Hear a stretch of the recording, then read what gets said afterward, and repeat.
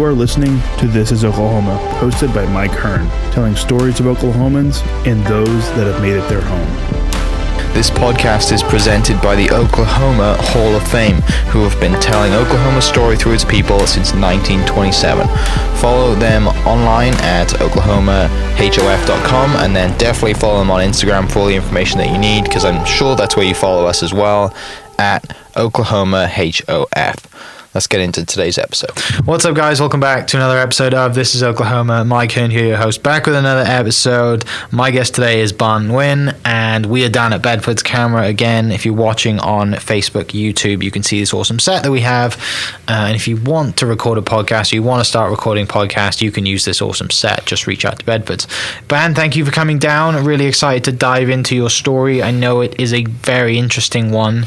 And just kind of everything that you've done and built things from the ground up. It's always nice to talk to another immigrant because we understand fully what the American dream is, right? Like, we know it's real, right? And a lot of people growing up today don't, they don't believe in it, or they think it's just something in the movies. No, ask any immigrant, they'll tell you that it's real.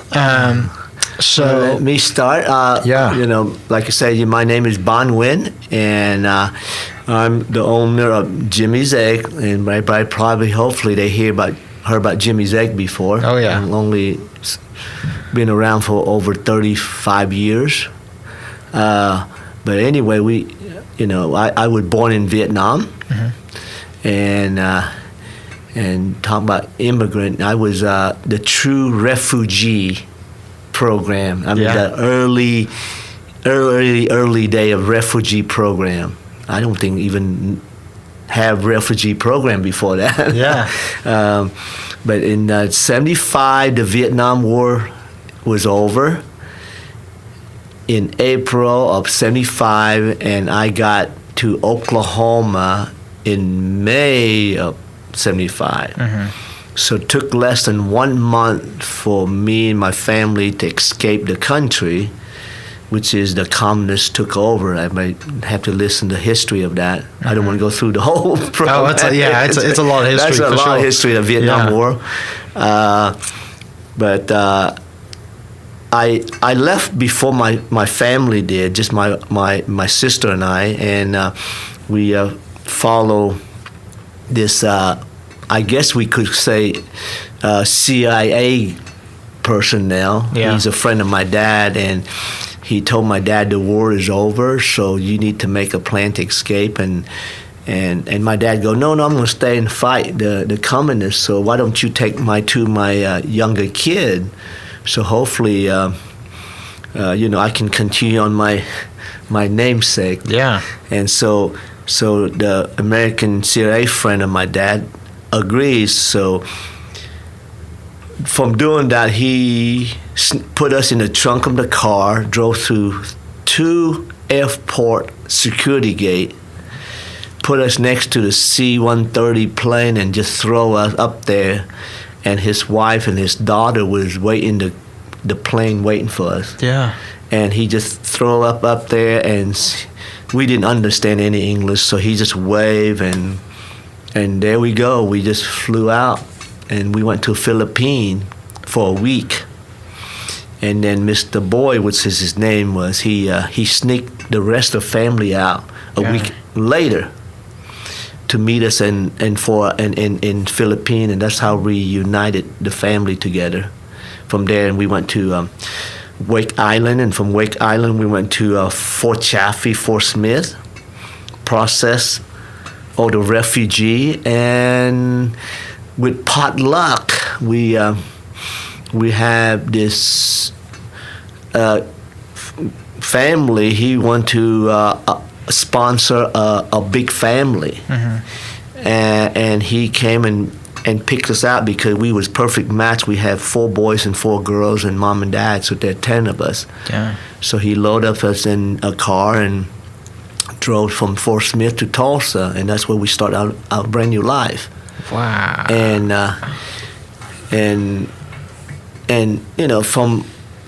from beginning he had good intention, but after a while he just kind of kept us as he owned a full service gas station. So he was planning to use us as You were the employees, right? Yeah. cheap labor. Yeah, correct. Yeah. Correct. So we were the first Vietnamese refugee family came to Tulsa, and it was a big thing. I mean, he know how to publicize on it. He would go to TV stations and radio station and newspaper TV. So in the first month when we was in Tulsa, every news station, every channel, every news TV, radio, they all came interview my dad and take out picture for the newspaper and tell how much and so people of Oklahoma, they were so nice. They because we lost everything. We didn't have anything because we left everything in Vietnam. So I had people we had people that came, gave my dad a car so he can drive around, find job, and they gave us clothing, monies, food. His full service station, I remember because I was out there washing windows for him. Every full people put gas in, you get to clean the windows, and people will be waiting in line up probably about 5-6 blocks to turn into his gas station, so they all can say hi to us and give us some money or just want to look at us. Yeah. And that's how we started. And of course, I went to. I was young. I was 13 years old when I left. When I went to Tulsa. And so I was lucky that I able to go to junior high school, and I able to go college. Some of my older brothers, he didn't, because he a little older, so he didn't have chance to go back to school. So he had to go straight to work as a manual labor to help my dad to support the family. And that's and of course I graduate Oklahoma State, the big Cowboy fan. Go Pokes, yeah. Go Pokes. In '84, and after graduate with an MIS degree, I worked for a company in Tulsa, in Sand Spring, Oklahoma, for about 2 years, and economy was pretty bad in 85, 86. That's when oil crashed. Yeah, Penn Bank and all the rest of it. Yeah. And I didn't have a job left, so and then that's when I met my wife. She lived in Oklahoma City, and she is a daughter of the founder, Jimmy's Egg, Mr. Lockley. So at that time, Mr. Lockley only had one location, but I never planned to go in the restaurant. I thought I can use my MIS degree, college degree, big shot here. Yeah. Well, yeah. I mean, coming from being 13 to getting a degree, right? That's like it's a huge deal.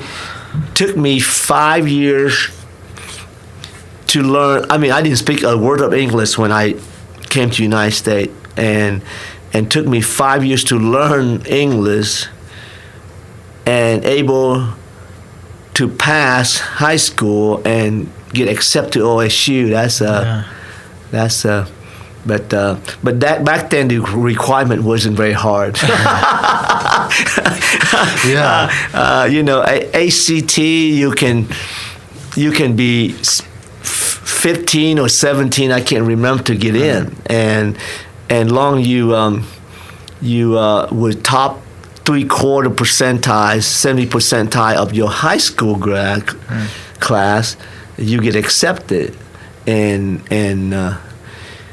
I don't know how I did it, but I like to say I think I was top 25% student, got in. But anyway, and moved to Oklahoma City, got married, moved to Oklahoma City, and for 9 months couldn't find a job because economy was bad, and I remember oil. I think like $8 for a barrel of oil back then. Jeez. Or even $6. Yeah. So the oil, I mean, was nothing. I mean, everything was dead. And of course, I can't remember, 86 or 87, that's when we had the crash back then. But anyway, I couldn't find a job, so I worked in a restaurant when I was 14 to when I was all the way to college. So I've always been in around the restaurant business. And so I told my father-in-law, I'm getting tired of getting all these rejection letters. You know, it seemed like every week I get like 3-4 rejection letters. And I go, can I come in your restaurant? The first one, really down the road here, 16 in May. You know, that's the original Jimmy's Egg. And I go, let me help you. I used to work in restaurants, so I help them cook, wash dishes, and do what I need to do. And then in 2 months, 3 months maybe, I told Pop, you know, you can stay home, because he was working 6-7 days a week. He's had that one location, and then the kid, you know, of course, his kid come out on weekend to help him on weekends. So I tell Pop, just stay home. I can handle this. That was so I did it for a little while, and after maybe 6 or 9 months, I told, hey, can I open a second Jimmy's Egg on my own with his daughter and my wife? So we opened the second store at Northwest Highway in McArthur. Yeah.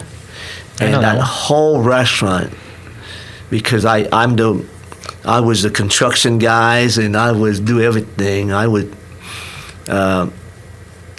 electrician too. I did everything. I put the wall and would help few people, and that store only cost me $29,000 to put things together. Wow. Back then. Compared to what is it today to open a store? Today, open store, if I don't buy a location, probably about close to $500,000. Wow. That's crazy. Of course, you know, we had to use brand new equipment, right. But back then the timing was right, because a lot of restaurants went out of business. Yeah. So we able to go to auction, get 10 cents, 5 cents on that dollar on equipment. You know, we buy used equipment, used chair. So the whole restaurant did not mix and match. We got different color decor. I mean, if you want to go in for decor, forget it. You get different color, different booth, and you know, my wife was a waitress and I was a cook. Yeah. And that's how we started. That's amazing. And then I'm the guy that went out and go, you know, promote the business. I mean, and I was out there hustling and advertising and everything, and luckily, all of a sudden, I ran into Jack Elliott, which is Jack Baldy. Everybody know him as Jack and Ron. He was a big star on the radio, and got hold of him and got to know him, and so he asked me to come up and bring breakfast to the, you know, Kiss 98.9 all the times, and he helped me promote it. At that time, it didn't cost me any money, and all of a sudden got real popular, and we started winning award of best breakfast, and my father-in-law said, God, it's easy. Let's open the third store together, and the fourth store, and then so on forth, so forth. And then after the fifth store, I told him that I can't cook, work, and open some new store and then have 2 kids, you know, raise 2 kids. And I was doing 4 a.m. to 4 p.m. every day. I have 1 day off. That's when I take the kid to eat and the malls, and, you know, just 1 day's off. Yeah. And then after 5th, 6th store, and the bank started to notice us, and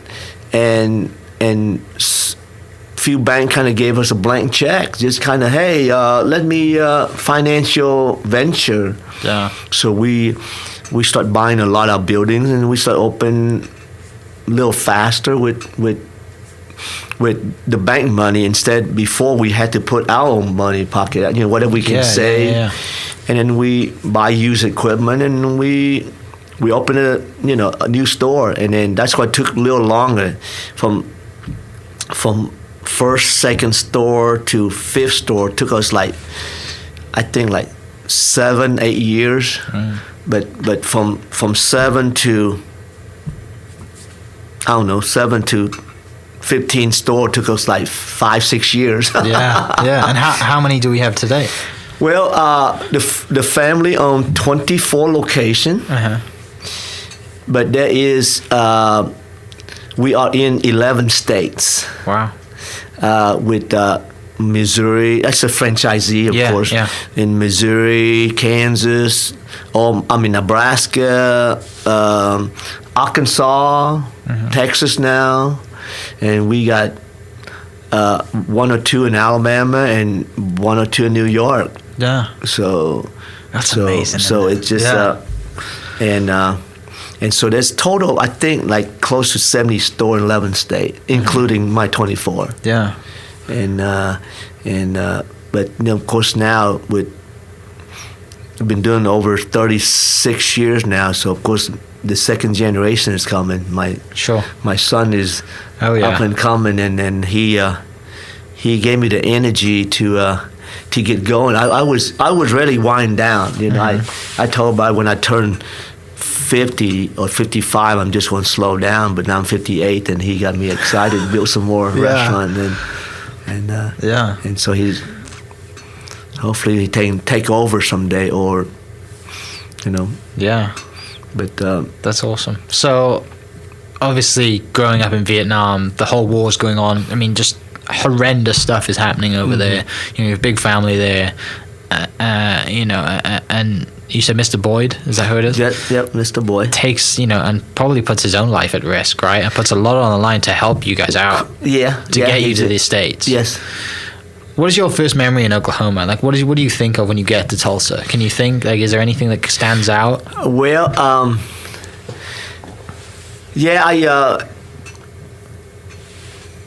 it's pretty bad memory for me, actually.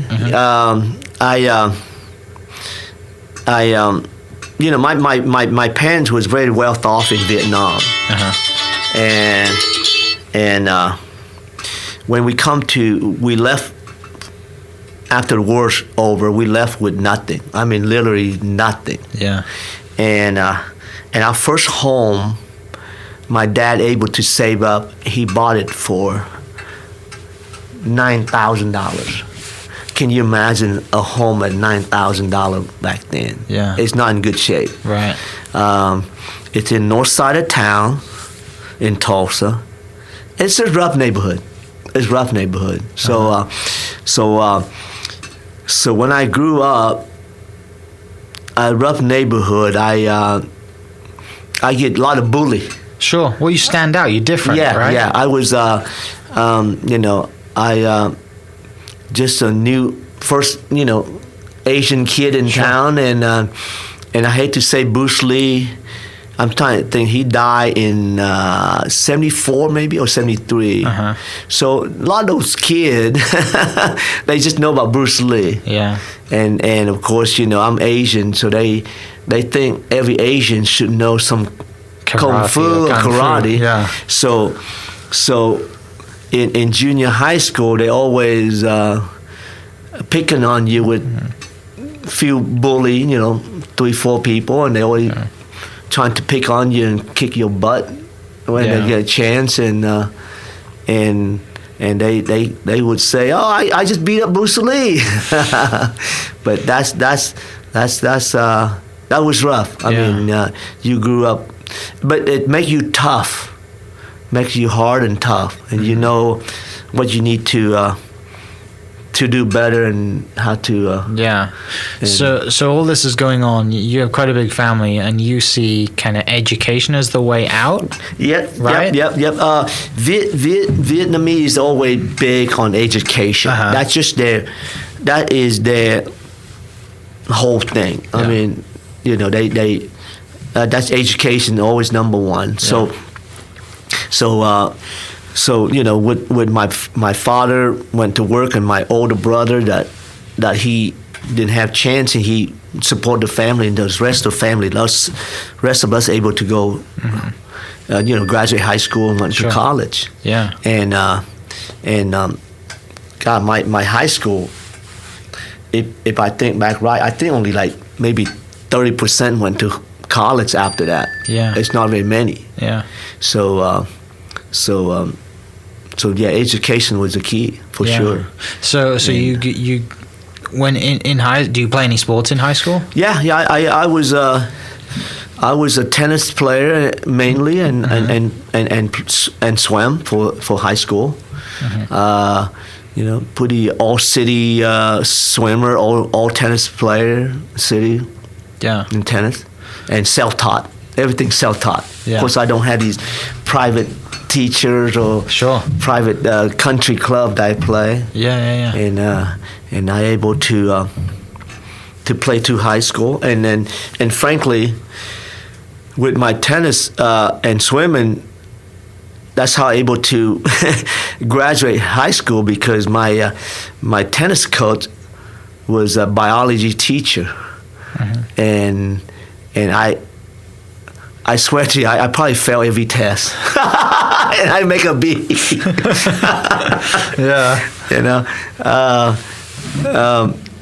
So he always curved me right. So that's able to help with the grade point. Yeah. So then you get into OSU. Correct. I mean, you go from Tulsa, you go to Stillwater. Yep. Stillwater's a whole experience in itself. Yep. Oh boy, you want to bring the bad side of me now. I never drank or party in high school. Yeah. And soon I went to OSU. You're free. I'm free. I went away from the parents, and I learned how to drink my first beer and first drunk, and there's spend many time at tumbleweeds and Cimarron Ballroom, and the watered down beer that they serve, but everybody need to go through that. Yeah. I tell my kid the same thing. How smart you are, but you need to go through it. You got to experience it. Yeah, you had to experience it. Yeah. And it's just, so not to deal. So of course, first 2 years I party hard. Yeah. and I'm proud to say I was 2.18 point average when I graduated college. Yeah. And you had a really good time doing it. I was barely making it. Yeah. But sometimes grade point is not everything. Trying to, of course, trying to join Marine when I was in college because my grade point wasn't good. Yeah. And find out I don't have the back to do it. I did not pass the physical because I have a bad back. Okay. Ever since I was young. Yeah. So that's when I realized, boy, Ban, you better study and try harder to get a job afterward. Yeah. And because I thought, hey, just make it through and go. Because my dad was career military man. Okay. So I thought I always follow his footstep anyway. But I never made it. And so college was fun. I was probably the first Asian guy joined fraternity. Yeah. Lambda Chi Alpha. My Zach brother, Zach's lamb chop. I just follow a roommate of my dorm, my second year sophomore, second semester sophomore. He went to a fraternity party. He asked me to come, so I go, sure, I come. And next thing I knew, I joined a fraternity house. And and hey, a lot of my good friend to this day, he's come out fraternity brothers. And then a bunch of great guys. You learn a lot from living with a big group of guys. Yeah. Because I was very shy, Yeah, no, I mean, just kind of by myself and stuff. But but you live with 80 guys in a fraternity house, and you got to know how to talk yourself out of it. I mean, they used to call me Hop Sing. I don't know. Everybody know what Hop Sing is. Hop Sing is the cook in Bonanza movie, the show, the TV show, the Bonanza. You know, little. Yeah. You don't know that one? I have no idea. No, that's probably before my time. Oh yeah, no. This a cowboy show at Bonanza. It's Gunsmoke and Bonanza. Okay. And of course, there's Little Joe and Cartwright family in the movie, and they have a cook. He's a Chinese cook. His name Hop Sing. Yeah. And so a lot of fraternity people called me Hop Sing back then. So that's brilliant. Yeah, and you know, we have few fight. I mean, of course, you know, I take. You can't with 80 guys. You can't not have some testosterone exactly. going around, right? Yeah. You know, I mean, whatever.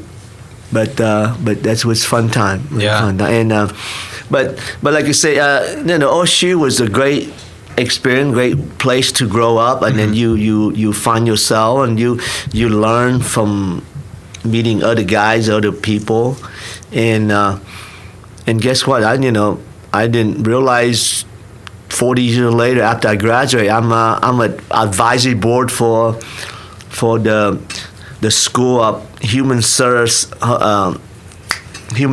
and I'm a advisory board at a business school. Yeah. And you know, I got invited to be a CEO of the day for from the dean of business school, and then you know, so it's,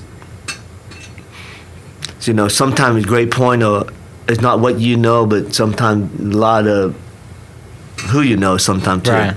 Well, and also a lot of hard work too. Yeah, hard work. There's a lot of hard work in sure. between that gets you there. For sure. But yeah, it's great that you still have a lot of those relationships from the fraternity days and OSU days. Yeah. So you graduate, you got your degree, you go out into the world, you know, you meet your wife, and then obviously we come fast forward to working and running the Jimmy's Eggs and owning your own. Tell me and the listeners about Mr. Lee.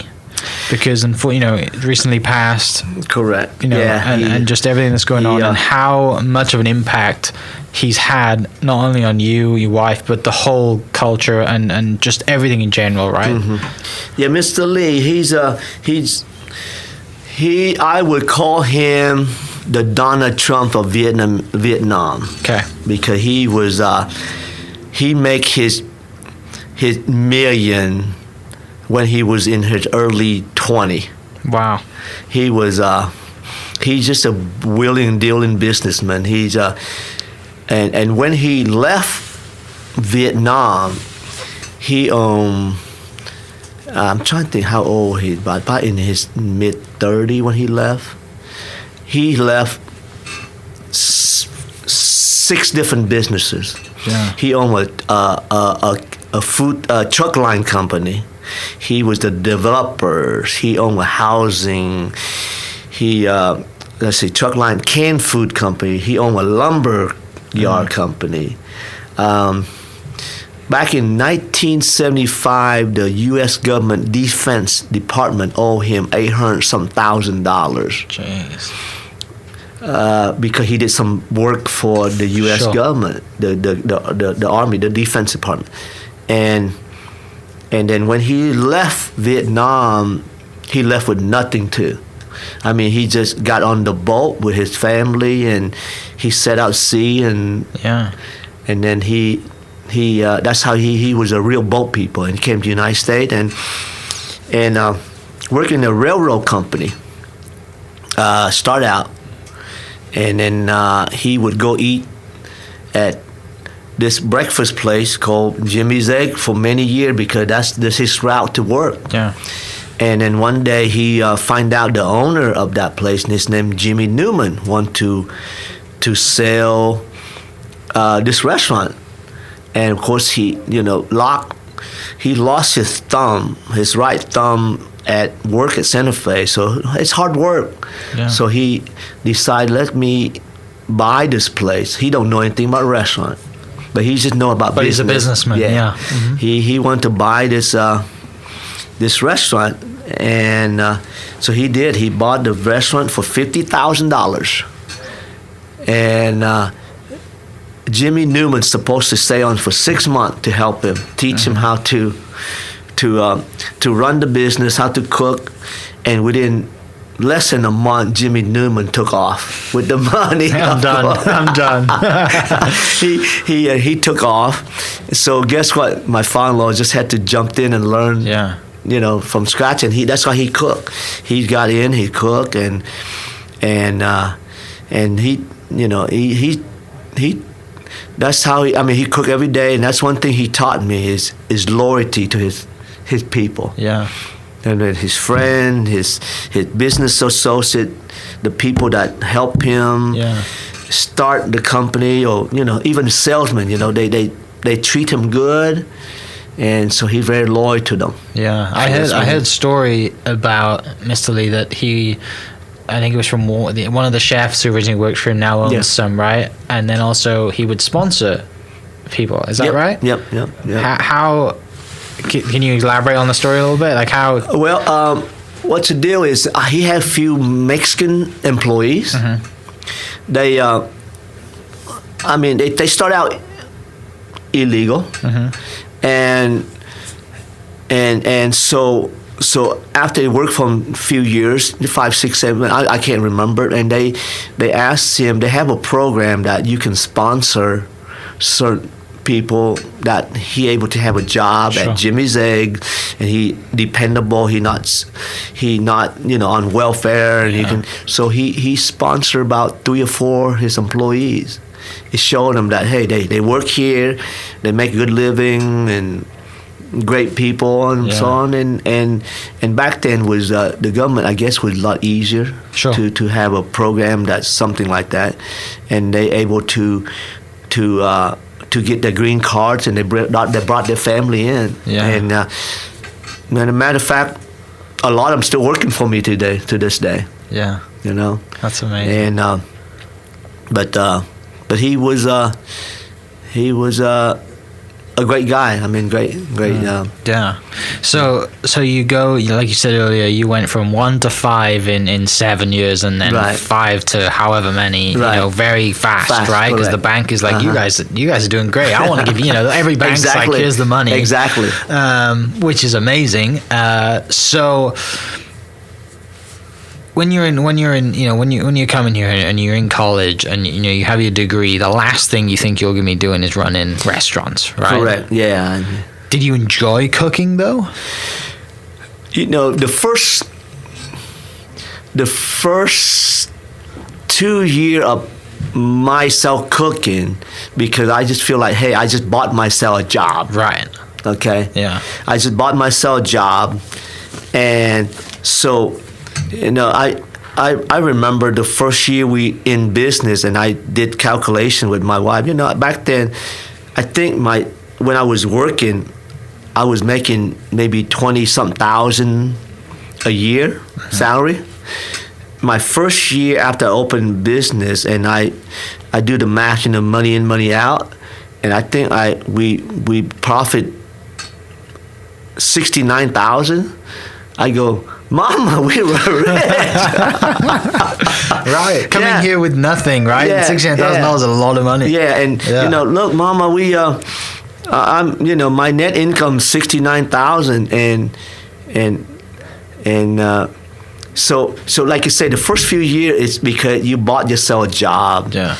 And then after you able to build next stop, next door, and then you find new location. It can become big business now. Become more fun then. Right. It become. I learned this from my father-in-law. He loved negotiation. He loved contract. Building things. So I am the same thing. I love negotiate. I love handshake. I love put down contracts, sign, make things happen, and it become fun. You love the business side of it. Yeah, correct. The dealing. It doesn't have to be restaurants. Right. It could be anything. So love the business like say side of it. after the 5th store, 7 years, so I stopped cooking. So I become I become a businessman. You find a location, negotiate for the land and the lease contract and stuff like that. That's become fun because you don't learn that from college or anybody. You learn that from self-taught or self-experience or you've been through it. I have a big S on my forehead many times. Sucker! Many times, I've seen you coming, Yeah, so you learn from it and you go, hey, okay, next time I'm not going to do this, And so that's come with just having to go through it. That's a great lesson, though, isn't it, for people listening? Like, you have to go through those failures to learn. Okay, exactly. You? And I mean, not there's like 5% people out there because their mom and dad got so much money and they just kind of pass on and they got old money, that silver spoon. But boy, there's a lot of us out there had to work hard for every dollar that we earn, and that's how we appreciate the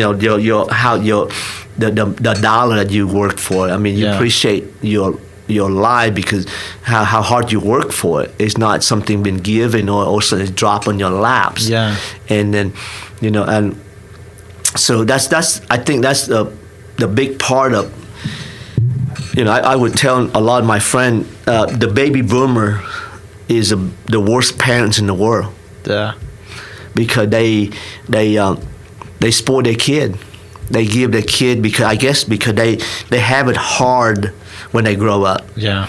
So they don't want their kids to grow up the same way. Correct. So they give, and guess what? And that's what we're going through right now. All the kids just want, what's in it for me? Yeah. Where's my handout? And they won't work for it. And then there's a lot of work ethic is just it's not there. I'm guilty of that, right? Like, I'm 30 years old now, and like my mum, I didn't learn how to cook or learn how to do my own laundry until I got to college. Yeah. Because my mum was just like, I'll take care of you. It's easier if I do it. My dad's the same way. Right. But similar, like, I came here with my suitcase and my golf club, so I had to learn very fast. I'm thankful that I had to do that. Right. But you're right, there's kids growing up who didn't, and it's like, oh, now we see it. Like I said, they're coming to you for work now, right? And then like, what do I get? How many days off do I get a year? Right, like exactly. 2 weeks. Like, how much? Exactly. And like say, I spoil my kid, but in turn I don't really spoil them. They had to work for it. Mm-hmm.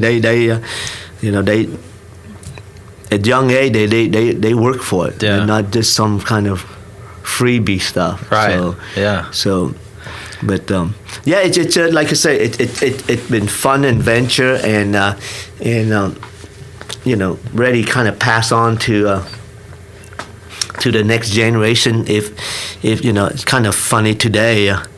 I got an offer to buy Jimmy's eggs out. Yeah. So that's American dream. Yeah. You built all you built your friend, your empire, you can say it. Sure.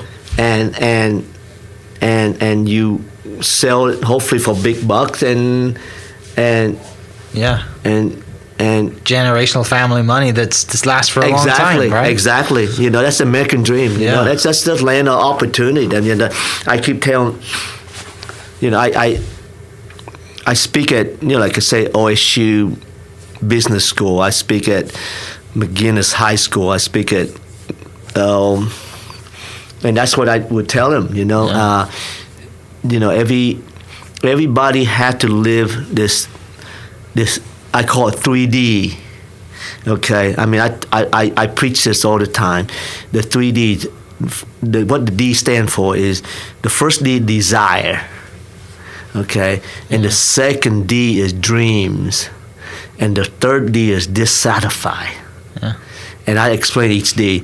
You have to desire the first D, desire. You have to desire to work. You have to go out there and get your nose dirty, your hand, and then of course when you get dirty and work hard and stuff, and then you have to have a dream, that a goal to set, okay, And that's what the dream is about.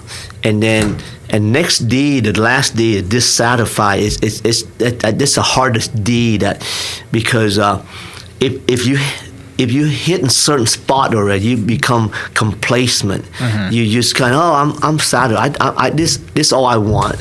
Yeah. I don't want any more. And then that's when you slow down and you won't work harder. You won't try the next thing. And so whatever level you're at, you have to be dissatisfied. You say, hey, I need to go next level. I mean, just like golf. I mean, I'm at 4 handicap. I want to get lower. I'm dissatisfied with my 4 handicap.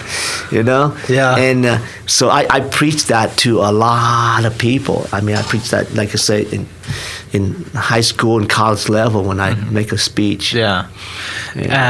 You mentioned golf. I mean, that's how we met, was on the golf course, thanks to Chris Jones when we played golf together. And I think Gary played with us too, I think. Backus. Gary played with us too out there. But when did you stop playing golf? When was that like, and why did you stop playing golf? Oh, God, I picked up golf probably about 20 years ago. Yeah.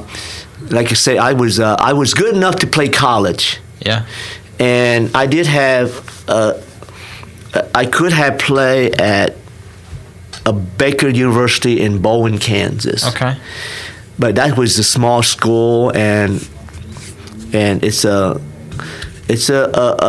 Baptist school. Sure. Well, you probably knew that you weren't going to play golf professionally. At that tennis, time, right? Did you? Tennis, yeah. Yeah. And they didn't have the degree that I want either. Gotcha. And so I decided to just be a normal student at OSU, and but at the same time when I was student, I was still competing, USTA level tennis. Yeah. When I was in college, high school, college, and I got to a level I was number 1 in Missouri Valley in tennis 3 years in a row for 4.5 level. Yeah. I mean that's considered pretty high. Good, yeah. But I got hurt. I ruptured my disc, so I have a surgery. So I could not play tennis more. So I decided to pick up golf. I think try at 2001 maybe. Yeah. And I was self-taught in golf too. Yeah. I just picked up the game and fell in love with it. I used to make fun of golfer. Yeah. I mean, you guys play. There's a lot of people that used to do that in school, you right? play a sissy sport. Yeah. It's not a real sport. It's your granddad's sport. But sport rich country club kid, and blah blah blah, and now I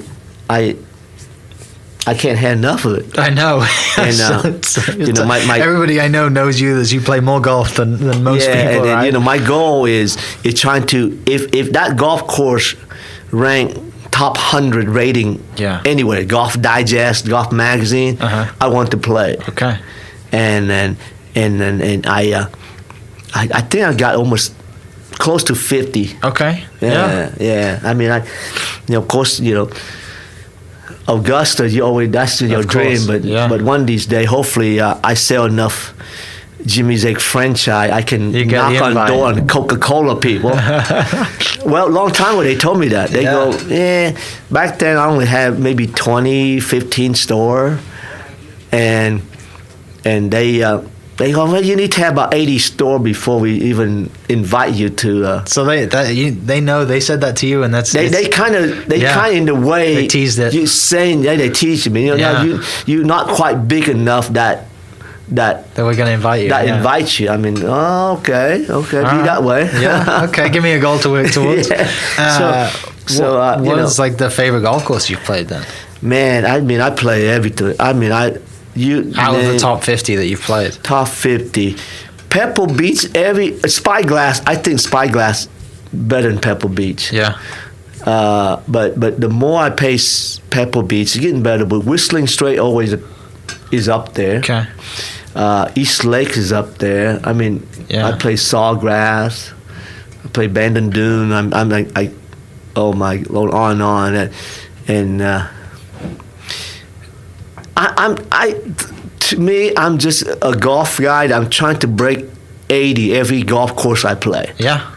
Okay. Right. So if if any top golf course, I break 80, I become my favorite.